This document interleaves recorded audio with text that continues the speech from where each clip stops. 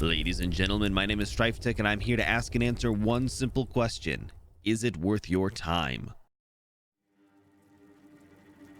Released in May of 2019 by Asobo Studios, this is a third-person, story-driven stealth action game by the same studio that made Quantum Break, The Crew 2, and surprisingly, Microsoft Flight Simulator. The story in A Plague Tale is the shining star of the game.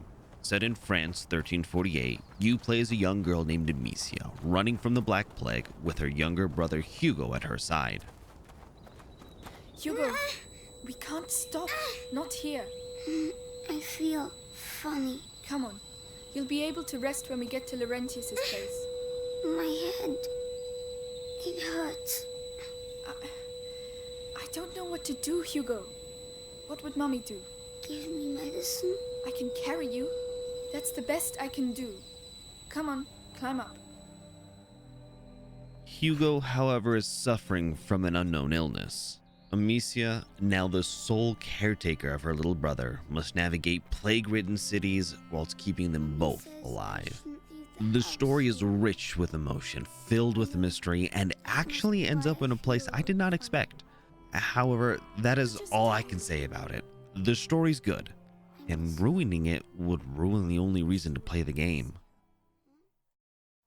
As I alluded, the gameplay isn't anything special. It's a basic stealth mechanic and some mundane puzzles that'll take no more than a few seconds to figure out. However, I think this was done on purpose. Their goal here is to keep you turning the pages. They don't want you to spend the next 10 minutes trying to figure out guard patrols or pull out a pen and paper to work out some complex puzzle. They are here to tell you a story, and they use each moment as something to continue to build the world you're in, pulling you deeper into that story. Here's a great example. You've just learned how to make fire, which scares away the rats. As you run forward, it's obvious where you need to go, and as you get to the windmill, you can see what needs to be done. One of the characters even yells it out for you. Amicia, the windmill. It's almost on fire. You aren't going to be managing stamina, skillfully executing dodges to avoid rats, or making precision jumps. Their goal here isn't to challenge you. It's to build their world. It's to engross you in the atmosphere. It's to connect you with the characters. And ultimately, it's to get you to turn the next page.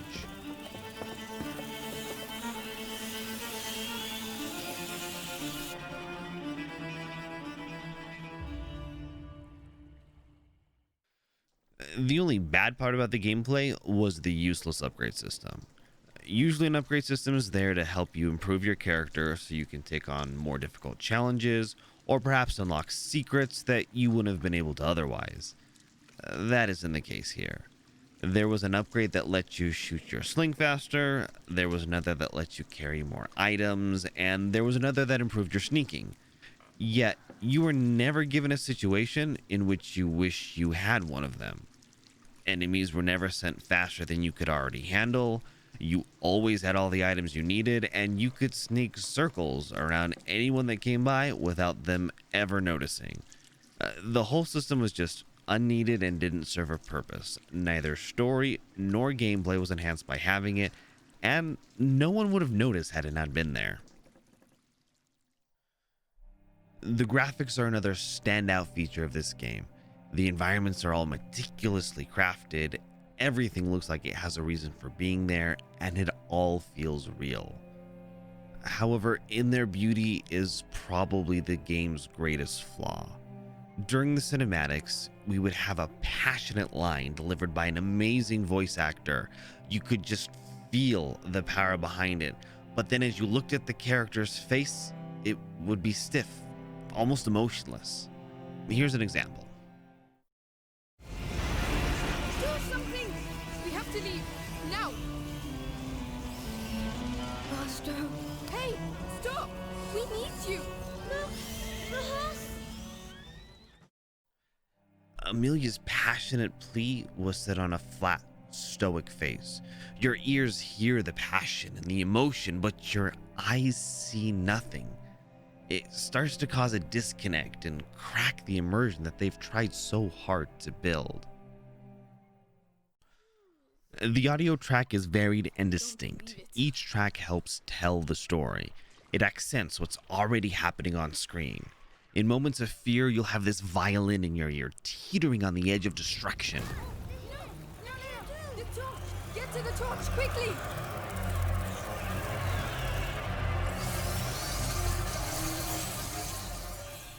And then later, in contrast, you'll have a moment where you can breathe, and the soundtrack is warm and inviting. Locked. We have to get in somehow.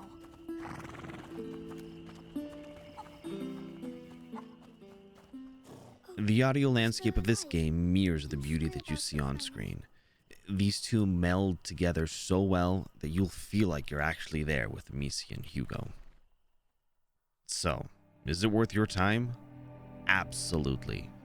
I know I ragged on the cinematics and a couple of problems with gameplay, but in the grand scheme of things, these were very minor. A Plague Tale is a masterclass in storytelling. It expertly uses all facets available to it to great effect.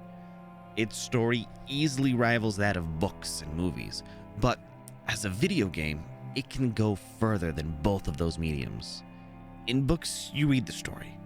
In a film, you watch the story, but in a game, you live the story. This extra level of immersion is something only a video game can provide, thus giving video games the potential to outshine that of books or movies, and here, A Plague Tale does just that. My name has been StrifeTech, and thank you for watching. If you enjoyed this video, by all means, feel free to click that like button and subscribe, and I'll see you next time on Is It Worth Your Time?